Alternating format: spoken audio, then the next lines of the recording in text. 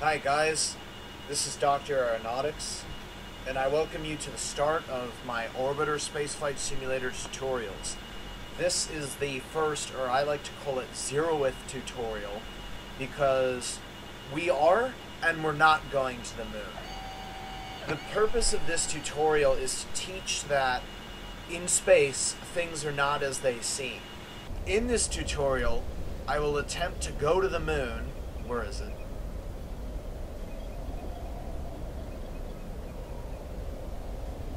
Okay, somewhere, it's below the horizon somewhere. But I will attempt to go to the moon, and I will attempt to land on it without any sort of knowledge of the mathematics or orbital mechanics or the spacecraft or anything, just the common knowledge of a person. I'm not going to use any of my technical experience or background. I'm going to use minimal controls. We're outfitted here on the simple stock Delta glider, which allows the electrical system and the life support system to be taken care of for us. So all we have to do is focus on flying the ship. And with that, we're also using most of the other sheet modes, if you will.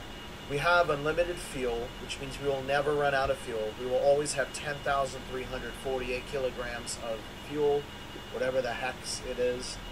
And over here you can see the primary flight display over here, and to the right I have a map showing where the moon is, or at least where I think it is. So let's just be clear, if you expect to actually get to the moon in this episode, you'd be wrong. I'm just going to show what happens when you fly with airplane-like mechanics in space. I'm just going to say it does not work well from experience. I know how to get to the moon, but it's not like the commoner's knowledge on how to do it. So I'm also going to explain minimally like what I do, like when I switch controls. Look for that in the next episode. We're going to start really simple from the tutorials, much in that you would in an airplane. We're going to do something as simple as a traffic pattern, taking off, turning around, and landing. And then we're just going to advance from there. Eventually we'll do high atmospheric flight, we'll get into space, we'll dock with a space station, and from there we'll go on to crazier stuff like going to the moon and interplanetary transfers and a whole bunch of crazy moon hopping, if you will, that I call, which is very difficult. It's like docking between two orbits. So we're going to take off now, and in the atmosphere this spacecraft handles much like an airplane, but I'm not going to worry about that for now. The panel is scrollable so that we can see underneath and above the spacecraft. So I'm going to take off now, and as soon as I find the moon, I'm just going to head straight at it. Like, I'm just going to aim for it and then hope I get there. That doesn't work in space, but we're going to try our best and see what happens. 3, 2, 1, punch it. 10, 9, 8, ignition sequence has started. 6, 5, 4, 3, 2, 1, 0. We have commit and we have liftoff. That countdown timer was intended for the space shuttle, which now doesn't exist. So I'm just going to accelerate away from the launch pad with absolutely no care for however much atmospheric drag or anything else that I cause. So I'm just going to continue burning fuel at full power, leaving the atmosphere and going for the moon, wherever the heck it is. I'm also going to use the cheat mode system that comes with it, which allows us to see stars and stuff. Like, this would be the star Thuban, and this would be Nekhan, and Alcor, Mizar. That's one of my favorites up there. Insight, I don't know exactly how to pronounce it, but it's a beautiful orange star from what I remember. You can't see any stars, of course, from down here, but this is our altitude in kilometers up at the top here.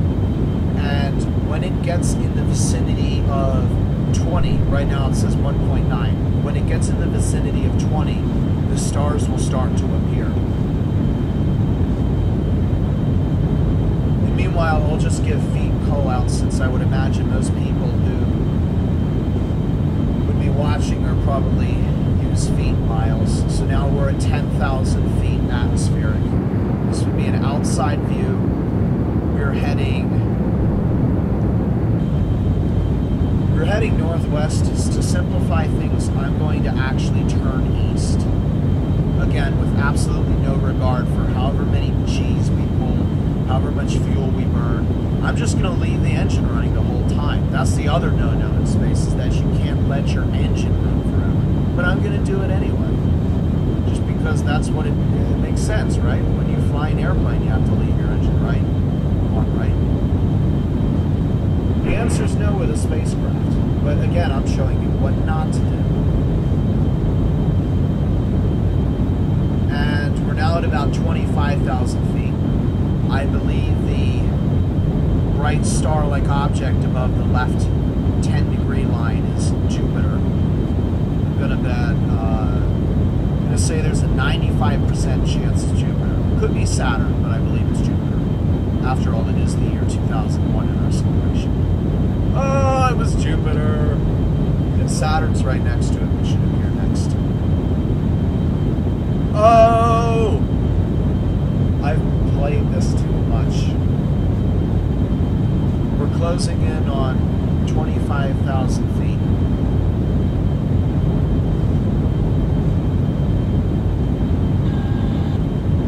Anybody see a moon?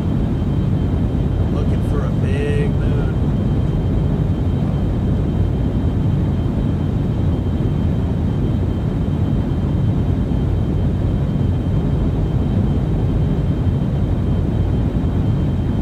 We're now at about 35,000 feet. The climb is going to be long and slow because we don't have any way to lighten up now that we have unlimited fuel. Our mass is unchanging. Therefore, it's going to take a very long time to get to orbit.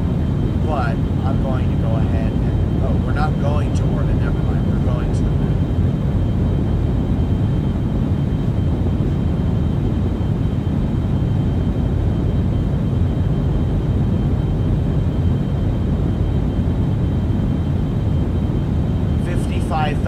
Feet. We're now at about the altitude where the Concorde would fly.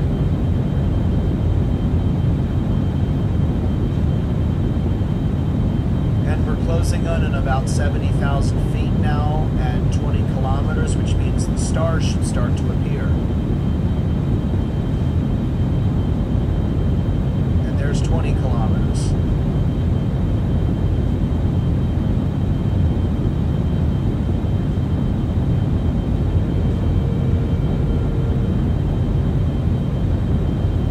$75,000 feet.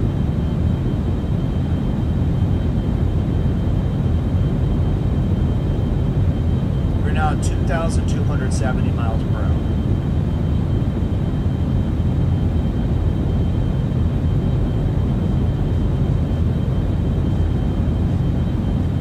If you're wondering what the HUDs and the displays mean, I will be explaining those in future episodes, so you need not worry about that. 90,000 feet.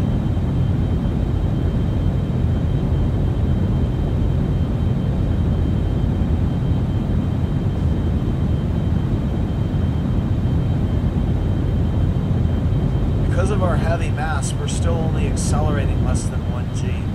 You can see down here near the bottom, this is an accelerometer, and as I throttle the engine, see it go up and down.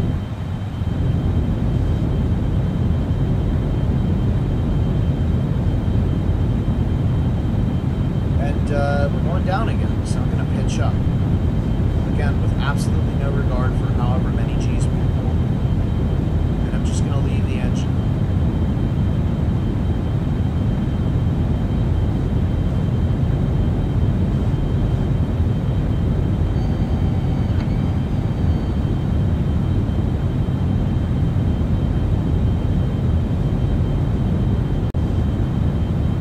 Had to reset the recording there. 105,000 feet.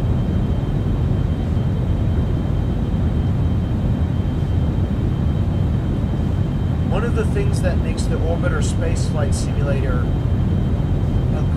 probably the best first-person space simulator in my opinion is not only are the Newtonian physics real in just about every aspect of it, so much that I can actually do engineering, which I have, and test it on this simulator.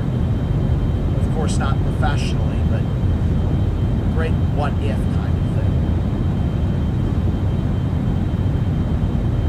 I'm going to go ahead and switch now, which will allow us to refine our motion. I'll explain what this means in future episodes. Rotation.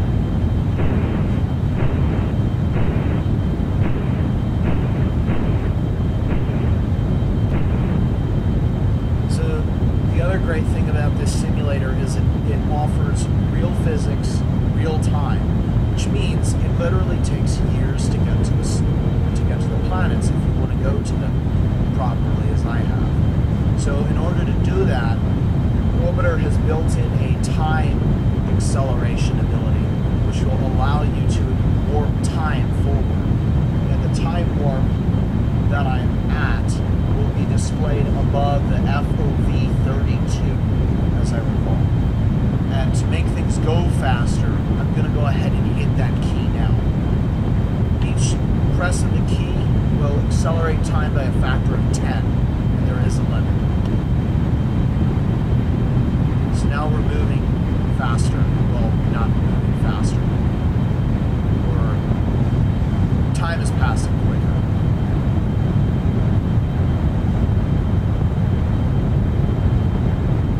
Now it's time I need to start looking out for the moon, because I don't want to spend all day doing this.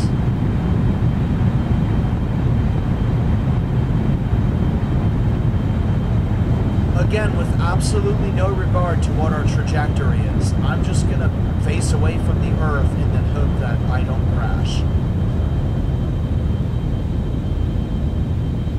For you astronomers out there, you might recognize this is the constellation Orion. All of the stars and all of the surrounding sky appears much as the same way it would appear in space. It looks like we're moving a lot faster than we actually are because I'm fast-forwarding time.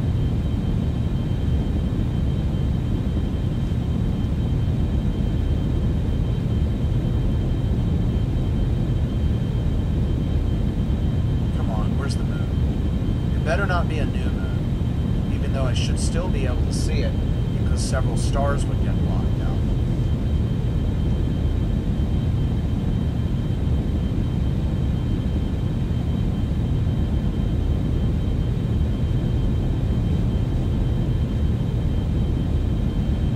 I'm using the pan camera feature, which allows me to see from the inside.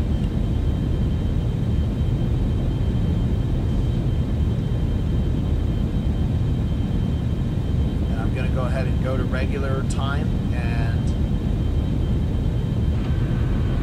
go ahead and turn the music off so that it doesn't interfere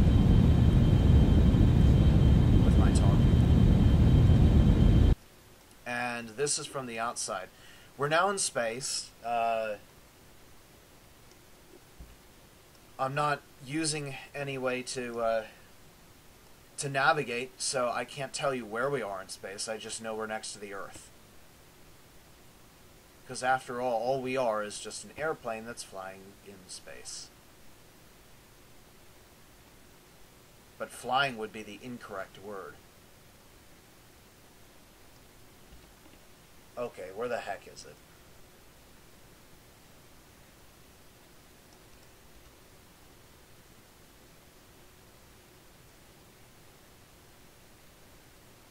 And as you can see, every planet of the solar system is loaded in. I have every moon, which is available in add-ons. I have just about every moon in the solar system that's larger than about 1 kilometer. Hey! It's the moon! Let's go to it! And this is what I talked about, we're just going to do whatever. And unfortunately, even the controls that I'm doing right now don't really make sense. Because if you were flying as an airplane, you wouldn't be able to perform these kind of control movements.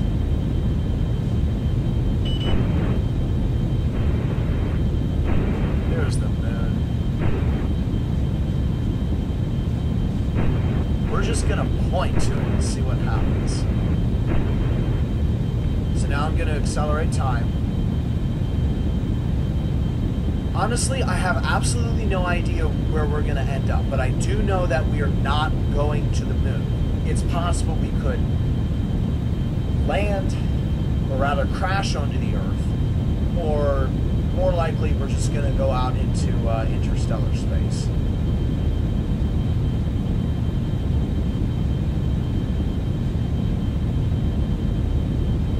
I'm actually curious to see exactly what will happen. And I'm dropping out of time acceleration while I refine my position, because the last thing you want to do is turn the spacecraft when time acceleration is on. Because if you're using the time acceleration of 1000 and you press the key for 1 second, you've now done this for 1000 seconds. You'd be going very fast by the end of that.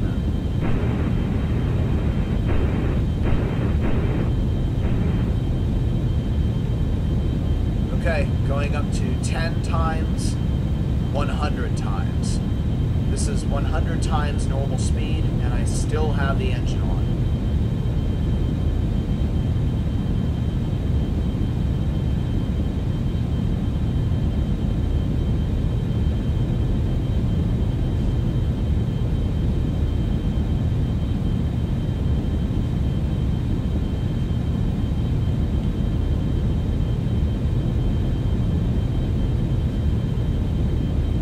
For those of you that are wondering, the speeds that we're traveling at right now in the orbit that we're in is just absolutely ludicrous. I'm going to go ahead and refine my orientation. It's confusing, isn't it? It looks like we actually might be going to the moon, like we actually might crash into it. But I can assure you that will not happen. The first time I started this simulator, I knew absolutely nothing about space travel, and I didn't know how to use it, so this was exactly what I was thinking years ago. Hey, look, it's the moon. I'm gonna make it. I'm gonna make it. I'm gonna make it. And then all of a sudden, it just passes you by.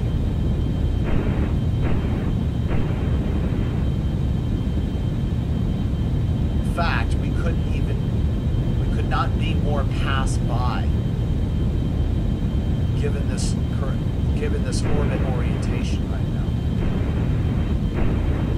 And see what I mean? You can point the spacecraft at the moon all you want, and you're just going to keep doing loops around it.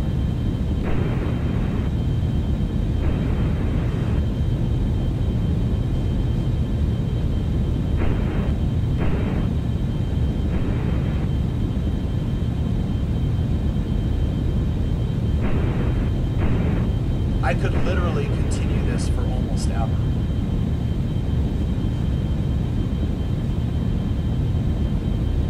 Just so you guys know what happens, this is what happens when you turn at 10 times.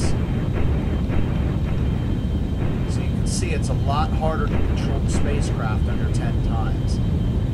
If I know the spacecraft very well, I can control it at 100, just barely. It's very dangerous though. So I never do it in an actual simulation because it's too dangerous.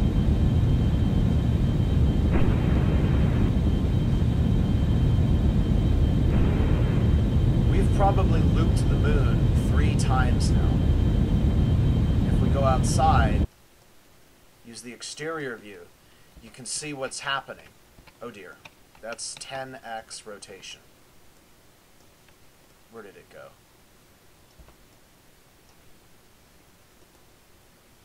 Where did it go? Well, you can see we've basically passed the moon. Earth and moon right there, about the same size, so we didn't get far. And you can see that this is not the way to fly. So in the future, we'll consider that we have limited fuel, which means this will happen. And we only have a little bit of fuel, which means our orbit wouldn't look like a straight line, like that. Some crazy thing. I'm actually surprised we're still, actually no, we're probably not geosolar. We're probably soul-centered now. We're far enough away. Could be the moon, but yeah, we are sun-centered. So that means we're basically so far away from the Earth now that the sun pulls harder than the Earth does. Yes, the sun in real life, if I were looking at it in space, my eyes would be screaming because of all of the radiation that's not being blocked from it. And there's cosmic rays and all sorts of junk, so yeah. To end it, I'm going to accelerate to 10,000 times, press a single button, and you're going to see what happens. We're just going to spin into oblivion. And this has been Dr. Aeronautics, and the first tutorial, if you even want to call it a tutorial, but I basically showed you what happens when you don't respect the physics of real life and universal science. So, I hope you enjoyed this, and from here on out, we're going to fly the correct way, the way that you're supposed to. And I'll show you how to do that. I'll show you how to do everything else.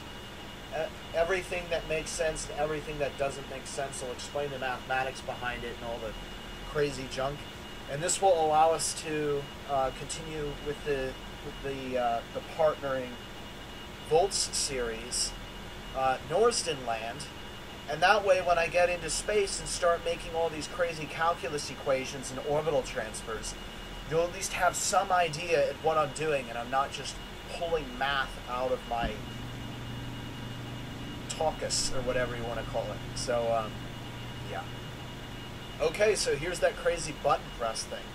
We'll go to full power, and then we'll try and do this at 10,000 times time acceleration and see what happens. There's full power, 10, 100, 1,000, 10,000, and here's the single push of a button. Wow. And now we're back at 1 times. We've basically screwed over any space mission. We're now also... No, that can't be right.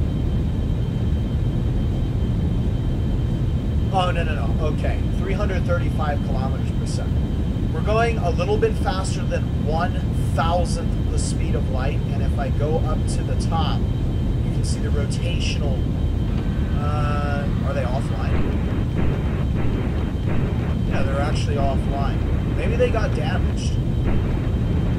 Anyway, if they would be displaying, everything would be in the red zone, except for the angular acceleration, which it should be. So,